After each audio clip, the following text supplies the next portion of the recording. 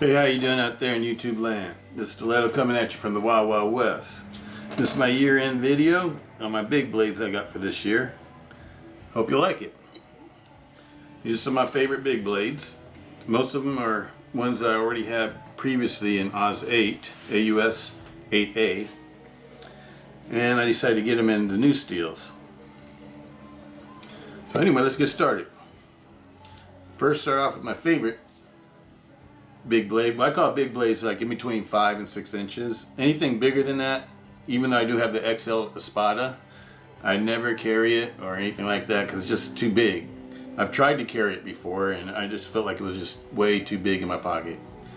So these are like the biggest ones I like to carry in my pocket, the ones with the 5.5 or 5 inch to about a 6 inch blade. Most of the cold steels that they list as being 5.5 inches are usually under 5.5 inches.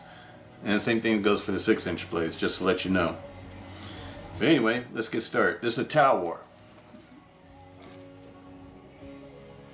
I love the Talwar. The Talwar is one of my favorite blades of all time. I have several of these. In AUS 8, this is the only one I have in CTS-XHP.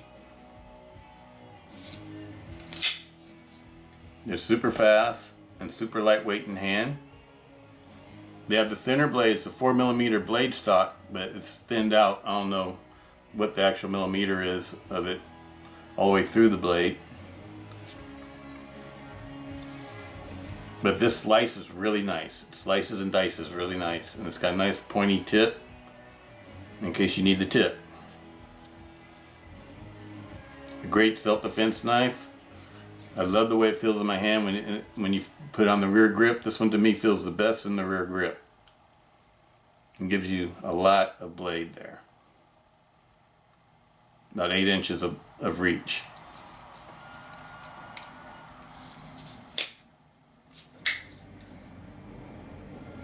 Very fast in hand. This one could be waved out your pocket. I tend to not like to wave out my pocket too much. I like to just take things out my pocket and then flick them out. Or use a thumb set, I don't flick.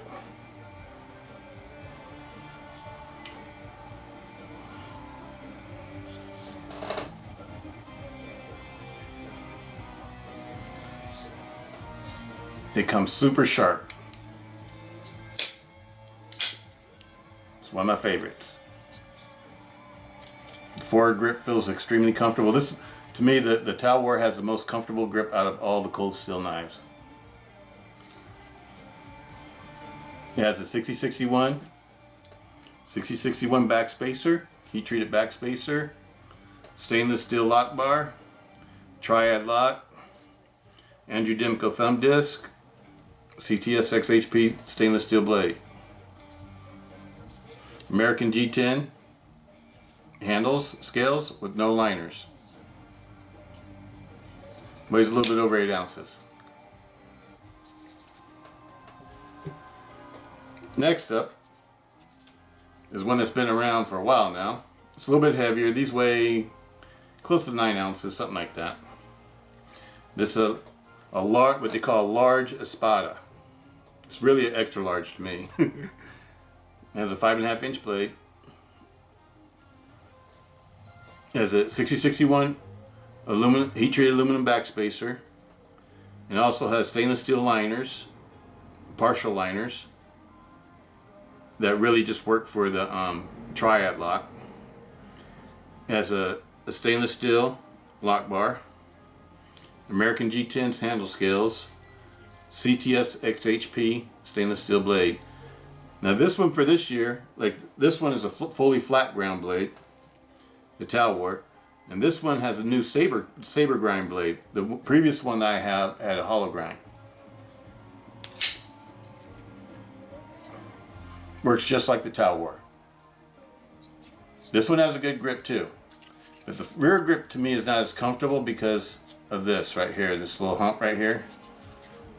But it does help hold your fingers in place. But when you're in the forward grip, it's extremely comfortable. It has a Bowie style blade. This one's patterned after the Mexican Navaja. I mean, not the Mexican, but the Spanish Navaja. Spanish style blade.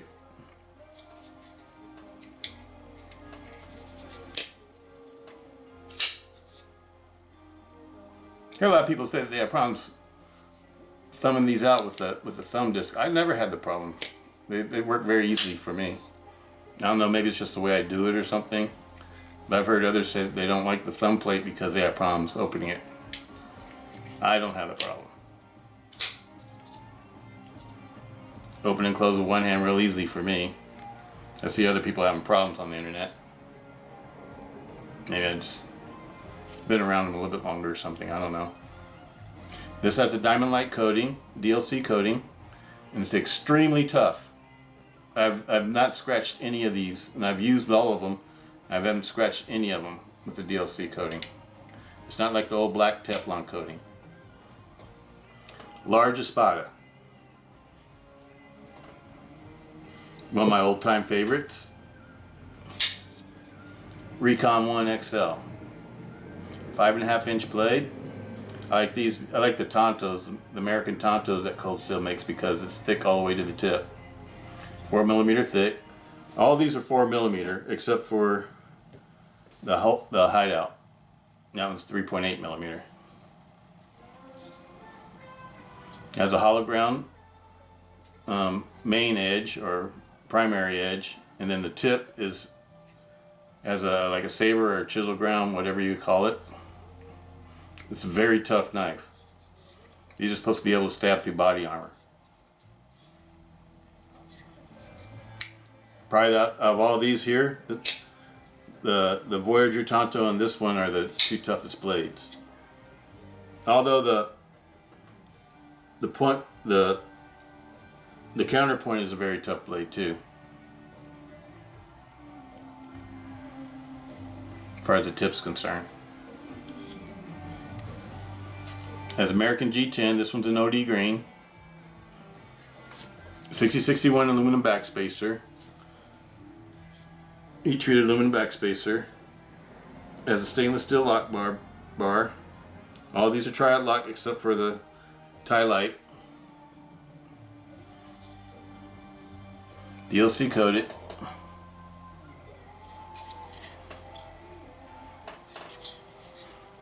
Carries very nicely in your front pocket or inside a vest pocket. This one has a thumb stud that's ambidextrous. You don't have to take it off and adjust it from one side to the other. Works perfectly. Only one of these came to me not perfect. And then I corrected it and made it better than I think it was probably originally. And that was the Counterpoint 1. We'll get into that a little bit later. This is one of my favorites. Excellent knife.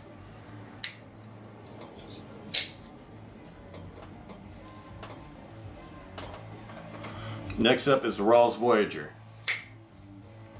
I had to get this one because I have a Oz 8 Voyager. I still want to get the BD1 stonewashed, but I mainly just got this one to collect because it's a survival blog knife, and it has CTS-XHP instead of BD1. Although I do love this, I've been using the BD1 Counterpoint 1, and I absolutely love it. It sharpens really easily. It reminds me a lot of Oz 8. For those of you who can't afford to go out and get another knife, if you already have an Oz 8 one, the Oz 8 blades are pretty much, to me, like the BD1. I can't really tell the big difference in them. They both sharpen really easily, and they both polish to a mirror polish if you want to polish them. I recommend either one. They're both about the same to me. This one has aluminum liners, heat-treated aluminum liners with the Grivix handle scales and a Grivix backspacer with the stainless steel lock bar, triad lock, DLC coated. This one's a 50/50 blade. It's partially serrated. Has a hollow grind with the, I'm gonna call it the chisel grind or saber grind tip, just like the Recon 1. Pretty much just like the affordable Recon 1, if you ask me. The Voyager version. It was actually around before the Recon 1 was. Functions perfectly, centers perfectly. I see these sometimes going for around 70 bucks. When they first came out, they were like about 115 or so. I think they're a great deal. My only thing I don't like about this one, if I'm going to use it for an everyday knife, I don't like knives that have signatures on them and say different things on like Survival Blog or whatever. But that makes it more collectible in the long run. But if I'm going to have one for my personal knife, I don't need to have somebody else's name on it. It'd be nice if they made these without the signatures and stuff. That'd make a nice EDC for me. This one's more of a collector for me. I don't really carry this one. I just put it out here because I do want to get a BD1.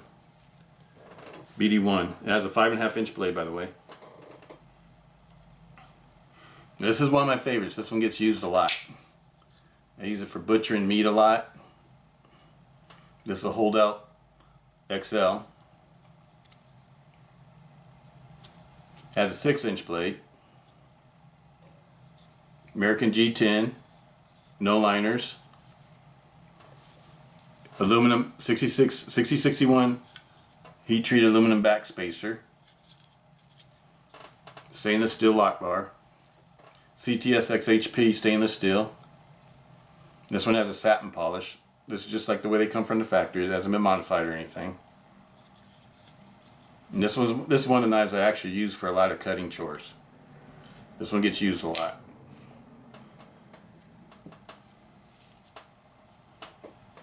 Next up is one of the ones I carry a lot.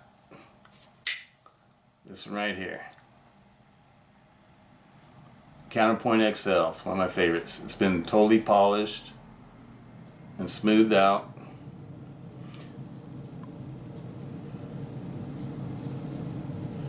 It has heat treated aluminum liners that, I don't know if you can see that inside of it, but everything's been polished.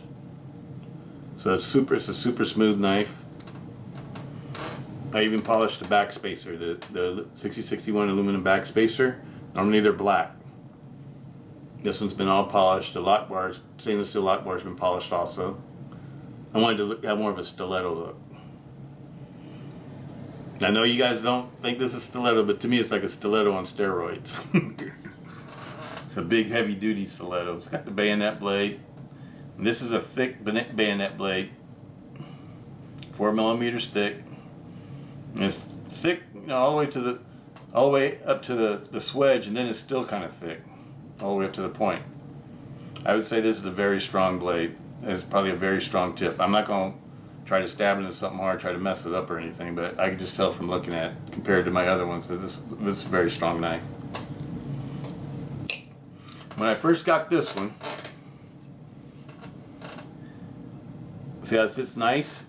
See where the counterpoint is? And then look on this side, you can see where the cold steel is.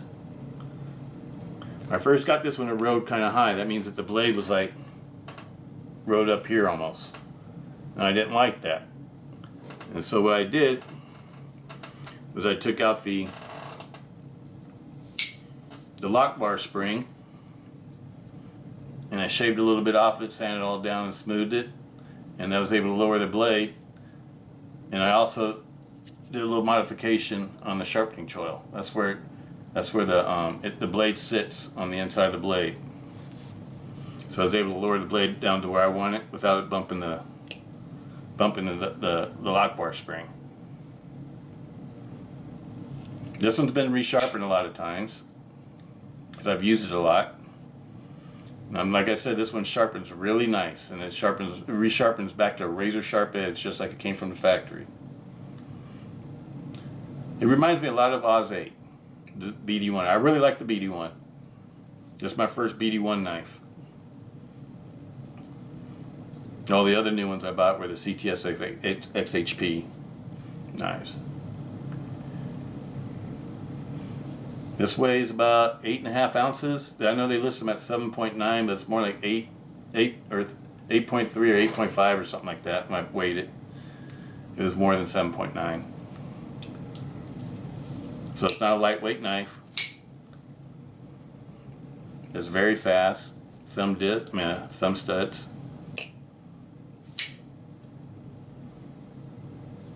Easy to open and close. This one's had the washers polished. The bronze phosphorus washers, they've been polished. The liners are polished, so everything that rolls up against it is nice and polished. The blade's even been polished. I didn't sand down the blade or anything. I just went over it with some polish and buffed it out. And that's the reason why it's a little bit shinier than a standard one. But this is one of my favorites. This was $67 at Midway. That's where I got it from. That's where I got my first one too. I have one of these in stainless steel. I'm an Oz 8 from the first generation of these. And I never really carried that one, but I got this one because it was a little bit flawed, or not flawed, but it was just the blade wasn't sitting the way I wanted to sit. I modified it and did all the polishing and everything, and after that, this knife became super smooth. My other one doesn't open and close as easily as this one. This one's like super smooth. It's one of the smoothest knives out of all these knives I have here. The only thing that's smoother than this one is the Ti-Lite. I really like this one. It's one of my favorites. Works perfect. Highly recommend these. Because if you're going to carry a big knife, you got to realize that if the police catch you with it, even if it's legal, they might take it from you anyway. And it's not really worth getting in a fight over a knife. So it's better to have a big one that doesn't cost that much from the get-go, that you really like. So it's not such a big loss. I've had 2 knives confiscated. It's not worth going through all the court things to get them back or whatever. It ends up costing more than a knife costs. So I think it's best not to have knives that are too expensive that you actually carry. That's my personal opinion. I don't like losing money.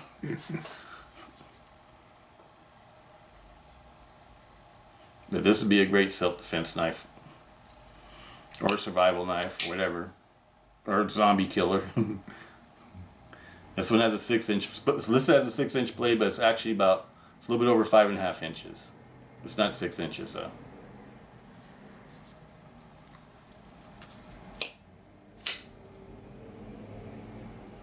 I love it. I don't know if you can see how smooth that works. See, it's not loose. It's not tightened up loose. I like to tighten mine up fairly tight. But when you polish everything out, they just work perfect. The Oz 8 one would work like this too if I put a lot of work into it. Let's see, it's BD1. Really like it. And the grips on these are a little bit different too. I don't know if you can see the texture in the grip, but the old stainless Oz 8 ones didn't have the texture in the grip. These are Grivery grips with the 6061 aluminum heat-treated aluminum liners. The other ones were smooth and they were kind of slippery in your hand. That's one reason why I didn't want to carry it, because I like things I can grip. But this one's, to me, is a perfect one. I like it just the way it is. I hope they never change it. The other thing that was sort of flawed on this one is that the grinds aren't totally symmetrical on both sides. This side is a little bit different than this side. But it doesn't have nothing to do with functionality or anything like that. It's just a cosmetic thing. The same thing with the Espada. My large Espada is the same way. The grind lines aren't perfect. Perfectly matched on both sides. Whereas my old Espada, the Oz 8 one, was perfectly matched. I'm sure that's just somebody who's ever working at the factory is not doing the perfect job, or I don't know if if it's done by robots or machinery, something's not right. They have it set off a little bit wrong. But you can't really tell them unless you really look at it like I do.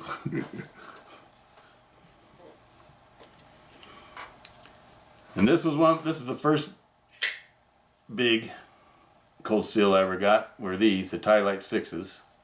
And this is the newest version of it, and then the one I like the best. Has a CTS-XHP blade, DLC coated, 6-inch blade. American G10 scales. Only has a liner on one side where the torsion bar for the liner lock is. The rest of it is all G10. G10 back spacer. See how you can see where it's stainless steel on one side? That's a stainless steel liner lock. I think it's just Teflon coated though, because you can see where the paint's starting to wear off of it like Teflon does, because I carry this one too.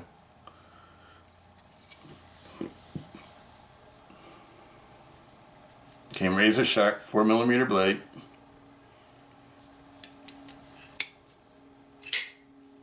Super fast, which is to be expected though, because it's a liner lock. There's nothing restricting it.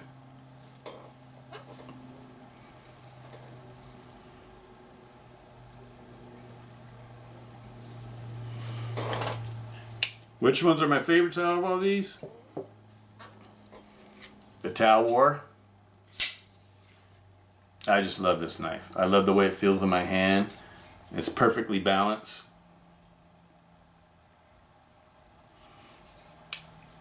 Functions perfectly from this way it came from the factory. This one hasn't had any modifications or polishing done to it. It's just a factory stock knife, and it functions perfectly. So when they were making these, they made them really nice. Yeah, I just like the balance of my hand, the way it feels in my hand. I'd have to say this is probably my favorite. The runner-ups would be Recon 1, because I love the Tonto. I love the Voyager Tonto too, but I like the Recon 1 Tonto a little bit better. I like the American G10. I know a lot of people don't like the American G10 because they say it's too grippy and tears up your pants or whatever. I like it because when it's in my hand, if I'm in an emergency situation, I got a super good grip. That's my main concern. That's the reason why I carry these things, is for self-defense. I don't carry them to be utility knives and stuff like that. Next one up, it'd have to be this one. I really love this one. The first one I got, I wasn't too enthralled with it because I thought the grip was too slippery. It is a big and heavy knife. This is not a lightweight knife. And usually I like lighter knives. But this one I like it so much I don't really care if it weighs a little bit more than I usually like.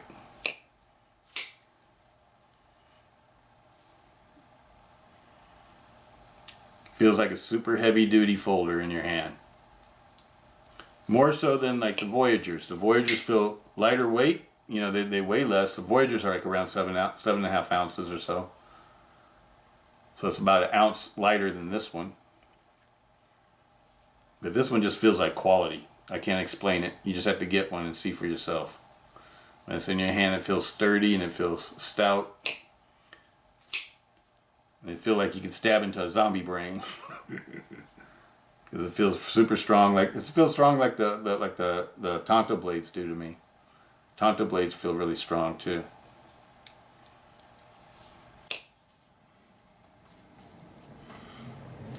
Next one up for self-defense, it would have to be the Espada and the Voyager and the Holdout, and then the Ti-Lite 6. Ti-Lite 6, the main reason why I like this one, I really like the Triad lock over a liner lock. I just like stiletto knives. And to me, this is the best stiletto. I have all the stilettos. I have Italian stilettos and everything else. To me, this is the strongest, best stiletto that I have. The one that I would call a stiletto. The Counterpoint one is not really a stiletto to me, even though it has stiletto style. It's just, the blade is too big and it's too wide, and the grip is too big and too wide to be considered to me a stiletto, a folding stiletto pocket knife. Even though it looks like one, and I would sort of think of it as one, because it has a spear point blade, and the styling of the handle is pretty much a stiletto style. It's just bigger. It's like comparing a bodybuilder to a track star. It's like this one's big and beefy. And if I actually did get in the combat, I think I'd rather have this one, to tell you the truth. Because this feels like super strong. It feels like a fixed blade in your hand.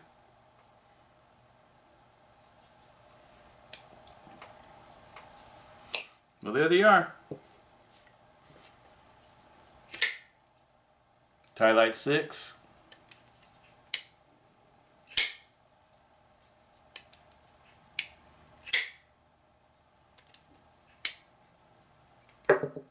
Counterpoint XL.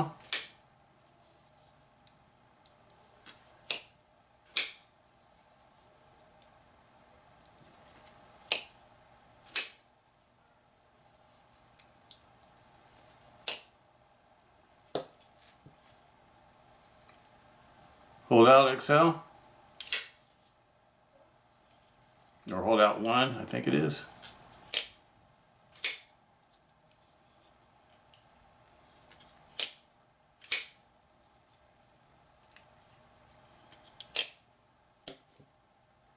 Rawls Voyager.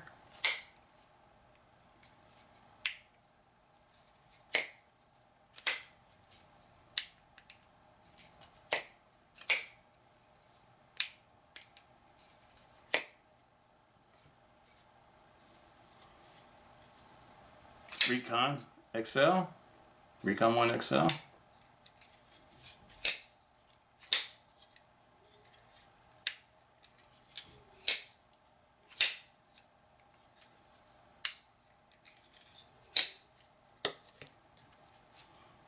Large Espada.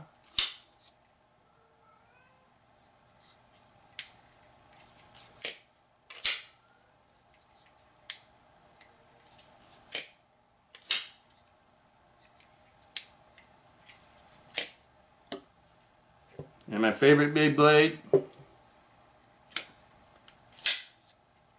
the Talwar.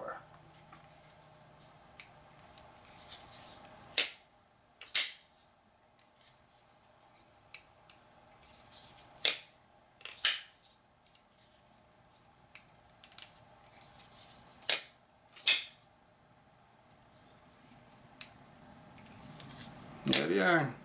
That's 2016. It's December 25th. I hope you all had a great Christmas. Merry Christmas to all. Peace, love out. Stiletto.